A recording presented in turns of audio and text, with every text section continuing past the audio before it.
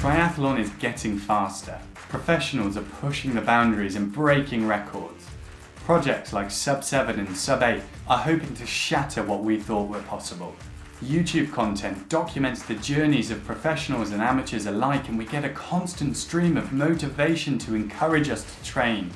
More hours, harder sessions, sweat and make it count. But is this motivation always a good thing? Well, maybe not. And we're going to talk about that today, and more specifically around sex drive, or libido, and its link to endurance training like triathlon. Before we get into it properly, there are some things that we need to get out of the way. Penis, erection, sperm, menstruation, vagina. Alright, we're done for now. This video has some serious undertones, but we're gonna try and keep it lighthearted. There might be a few sex puns or innuendos in there, and I'm not even going to apologise for them.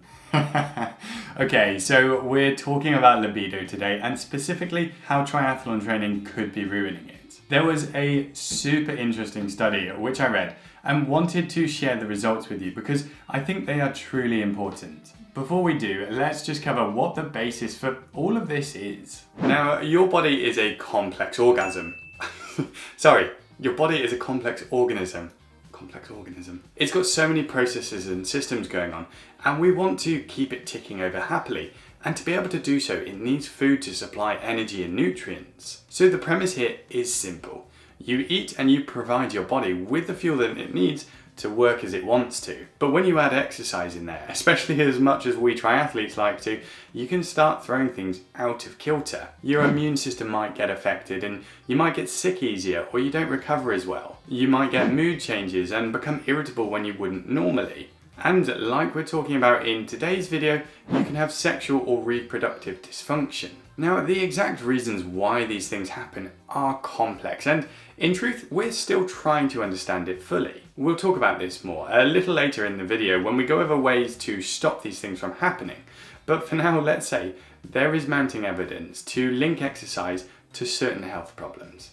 So, onto the meat of today's video and the study that I wanted to talk to you about. We're going through this study which looked into sexual libido in male endurance athletes. It used an online survey to gather data with all of the normal demographics like age, height and weight. But it also included information on training volume, intensity, method, years of training, and whether they had completed events like triathlons. This is important, by the way, because triathlons are specifically mentioned and has some significant data. The survey also comprised of questions around sexual libido and sexual desire. The authors used questionnaires which had already been developed and undergone tests for validity. And if you're interested in it in a bit more, then I'd encourage you to check it out for yourself. And I've put a link in the description for you. On that vein, we're not going to go through all of the results of this study, but keep it relevant for triathletes. The first and main thing here is this, and I'm just going to read the first part. You can pause it and read the rest if you like. In this cross-sectional survey study, we found that an inverse relationship exists between endurance exercise training factors and male libido scores. Specifically, higher amounts of intensive training or training involving greater amounts of duration within the endurance program were associated with lower libido scores. So, put another way, what they're saying here is their results showed the more you trained, or the harder that you trained, the more likely you were to have a lower sex drive. This table is super interesting, and again, pause and look at it for yourself if you would like. It's the values behind what I just mentioned, but also includes chronic duration of training, and that it seems to be associated with libido. The more you trained overall, as in years and hours per week, the more likely you were to have a lower libido.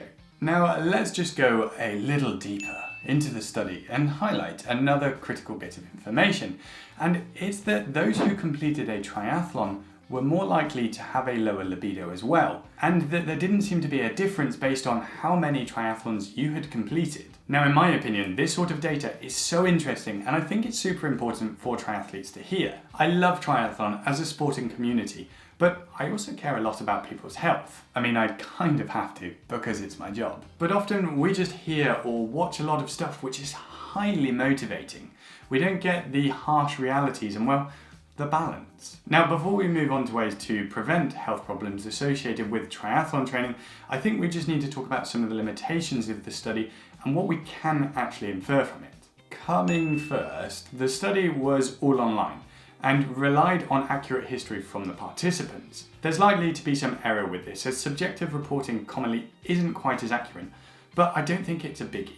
More importantly, because it was all online, there were no objective measurements. So the sorts of things you would normally measure here, like testosterone or other hormones, resting metabolic rate, these weren't measured. This means we've got to be careful in saying exactly why the results were what they were, because we don't know the full story. I don't want to get too deep in this video, but there's lots of research going on into hormones like testosterone and how levels can change in endurance athletes and what significance this has. Along with what I just mentioned, the study doesn't discuss food, and this is super important. Calorie intake, and specifically calorie deficits, seem to be a huge drive for the negative consequences from endurance training. That is, if you don't eat enough to fuel your training, your body compensates by shutting off bits of it to decrease its energy needs. Whilst I can't say this and be sure of it, I suspect chronic calorie deficits and negative energy balances play a huge part of low libido in endurance athletes, and I hope that further evidence shows this. Now, lastly as well, it's worth saying that this is related to males and not females. Does it mean that we can generalize and say the same sort of thing might be happening in females? Well, we can't specifically say that because it didn't investigate females, but I suspect we can infer that. There's a lot of research going on into female athlete health, and the evidence is quite clear that it can impact them, and they can have things like missed periods. So in my opinion, yes, the results are probably quite applicable. Now, it's not all doom and gloom. There are things that you can do to prevent your triathlon training having a negative effect on your health. Now, I can't say that this will completely stop it because I don't have all the answers, but I can do my best to help you. The first and most important thing is to fuel your training and your recovery. I know it sounds so basic, and you're probably like, James, come on, tell me something I don't know. But honestly, a lot of triathletes who I've worked with in the past just aren't aware quite how much energy they need to fuel their training. It's pretty common for them to regularly be in a calorie deficit, and this can lead to long-term problems. So my biggest advice is to really make sure that you make nutrition your priority. Fuel your long sessions well, eat promptly after training, and eat sufficiently over the course of the day. That sort of thing. I have done various videos on these topics, so feel free to browse through them if you'd like. My next bit of advice would be to make sure you focus on the other things which are going to help you recover properly from your training too. So we're thinking about getting enough sleep, having a proper training plan and training zones. Your body needs to recover, and it can't go hard all the time. Otherwise, you'll just explode and you'll have to take a long time out from training because you're sick or you're injured. And that's actually one of those things which Instagram and YouTube isn't great for. You often just see the hard effort and think that's what the pros do all the time. It really isn't. But anyway, enough of that because this doesn't need to be a lecture.